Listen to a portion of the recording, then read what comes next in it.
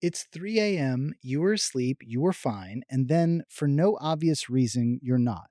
Your eyes are open, the room is dark, and your brain is already running at full speed, replaying a conversation, doing the math on how many hours you have left before your alarm goes off, wondering why this keeps happening. And it does keep happening.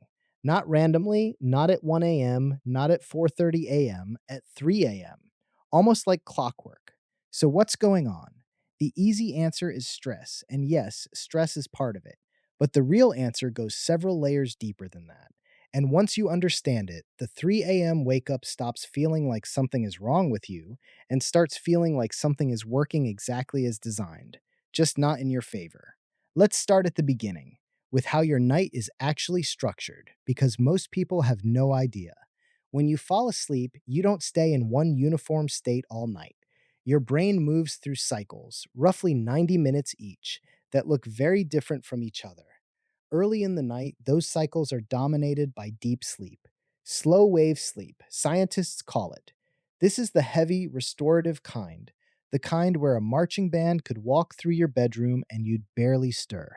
Your brain is running slow, rhythmic waves. Your body is doing most of its physical repair work. You are, in the truest sense, deeply unconscious. This is the first half of your night, and by the time 2 a.m. or 3 a.m. rolls around, assuming you went to bed at a reasonable hour, most of that deep sleep is already spent. That's not a malfunction, that's just how sleep is designed. Your brain front loads the deepest, most protective sleep into the early hours when your body needs it most urgently. By the second half of the night, the architecture shifts. Deep sleep fades. Your brain starts spending more time in lighter stages and in REM sleep, which is vivid, active, and much closer to waking consciousness than anything happening at 11 p.m. Here's what that means practically: your threshold to wake up gets dramatically lower. A noise that would never have touched you at midnight, a car outside, a partner shifting, the house settling, can pull you fully conscious at 3 a.m. because you're already close to the surface.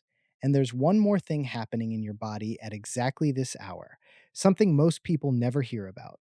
Your core body temperature hits its lowest point somewhere between 2 a.m. and 4 a.m. This isn't random, it's part of the same circadian system that controls your entire sleep wake rhythm. And while that temperature dip is actually what helps keep you asleep in the early evening, by the time you've cycled through several hours of sleep, it becomes another factor in this vulnerability window. Your thermoregulation system is already doing something unusual. Your sleep is already lighter. The conditions are already set. So the real question isn't, why am I waking up? The question is, given everything that's happening in your body at 3 a.m., how does anyone stay asleep through it? Here's the part that changes how you think about all of this. Your body doesn't wait for your alarm clock to start waking you up. It begins the process hours earlier, quietly, automatically, whether you want it to or not. Cortisol is usually described as the stress hormone, which is technically accurate but deeply misleading, because cortisol isn't just released when you're anxious. It's released on a precise daily schedule, a schedule your circadian system runs like clockwork, every single day, regardless of what you did the night before. And here's the part that matters for 3 a.m. That cortisol rise begins in the early hours of the morning, somewhere around 2 a.m. to 3 a.m., hours before you're meant to be awake. It builds gradually, peaks roughly 30 to 60 minutes after you actually open your eyes for the day, and then slowly declines across the afternoon. Scientists call this the cortisol awakening response. It's one of the most well documented rhythms in human biology. What it means for you, lying in the dark at 3 a.m., is this: your brain is already beginning to shift toward alertness. Not because something is wrong, not because you're anxious, though that doesn't help, but because your own internal clock looked at the time, decided morning was approaching, and quietly started turning the lights back on. You were never going to sleep as deeply at 3 a.m. as you did at midnight. The architecture wouldn't allow it, and now your own hormones are nudging you further toward the surface. You're caught between a body that hasn't finished sleeping and a brain that's already beginning to wake. That's the biology, and on its own, it's manageable. Plenty of people stir at 3 a.m., register nothing alarming, and drift back under within minutes. So why don't you? This is where the third layer comes in, and this one is the one most people feel the hardest. At 3 a.m., the world is silent. There are no emails arriving, no conversations happening, no background noise filling the space your thoughts would normally get crowded out by. During the day, a worry gets interrupted, a deadline anxiety gets diluted by the next task, a difficult conversation gets buried under lunch and traffic and six other things demanding your attention. At 3 a.m., none of that exists. Whatever is sitting in your mind, a financial stress, a relationship tension, something you said 3 days ago and can't stop replaying, a vague dread you can't even fully name, it gets the floor entirely. No competition, no distraction, just silence and that thought getting louder. And then something else kicks in, which is arguably the most insidious part of the whole cycle. You become anxious about not sleeping. You do the arithmetic. If it's 3 a.m. and your alarm is at 6:30, you have 3.5 hours left. If you fall back asleep right now, which you won't because now you're calculating, you're watching yourself not sleep. You're aware of every minute passing. And that awareness, that vigilance, is its own cortisol trigger. Anxiety about wakefulness creates more wakefulness. The spiral is self reinforcing. This is not a character flaw. It is not insomnia by definition. It is your nervous system doing exactly what nervous systems do when they perceive a threat, even when the threat is just the idea of lying awake. The cruel irony is that the harder you try to force sleep at this moment, the more you clench around it, the more you monitor it, the further away it goes. Sleep is one of the only things in human experience that retreats when you chase it directly, which means the fix, when there is one, almost never looks like what you'd expect. A few things can make this whole 3 a.m. window much more likely. Alcohol is a big one.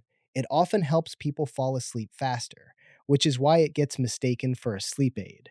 But later in the night, it tends to fragment sleep and increase rebound wakefulness, exactly when your sleep is already lighter. Caffeine can do something similar from the other direction. Even if your last cup was in the afternoon, some of it may still be active in your system 6 or more hours later, making that early morning wake easier to trigger and harder to recover from. Age matters too. As we get older, we naturally tend to get less slow wave sleep, which means fewer of those heavy protective stages buffering us in the second half of the night. So if this feels like it got worse over time, that doesn't automatically mean something is broken. It may just mean the biology got less forgiving. And this is exactly why the response matters more than the waking itself. If you keep getting stuck in that 3 a.m. spiral, the first step is surprisingly simple: don't check the time.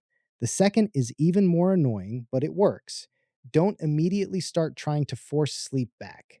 In my ebook, The Insomnia Reset, there's a full 3 a.m. wake up plan built specifically for this moment, with a calm step by step response so a normal wake up doesn't turn into an hour of frustration.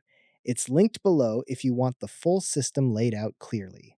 Because that's the real reframe here. Waking at 3 a.m. is not weird, it's not mystical, and in many cases, it's not even the main problem. By that point in the night, your deep sleep has mostly done its job. Your body temperature is at its lowest, and your cortisol is already beginning its slow rise toward morning. In other words, your body is passing through a very real biological window where waking becomes easier. What turns that moment into suffering is usually what happens next: the panic, the clock checking, the mental sprint, the feeling that because you're awake now, tomorrow is ruined. Tonight, if it happens again, try seeing it differently, not as proof that your sleep is broken, but as a predictable moment in the night when your biology briefly opens the door, and your job is simply not to kick it wider. And if that exact 3 a.m. moment is something you live through more nights than not, the Insomnia Reset is in the description. It's built specifically around fixing this kind of spiral, including the 3 a.m. wake up plan and a simple 7-day structure you can actually follow without guessing. The Insomnia Reset is right there in the description. It's built specifically around fixing exactly what we just talked about, starting tonight. Because whether it's tonight or some night this week, that 3 a.m. moment doesn't have to mean what it used to mean. You know what's happening in your body now, and you know exactly what to do with it.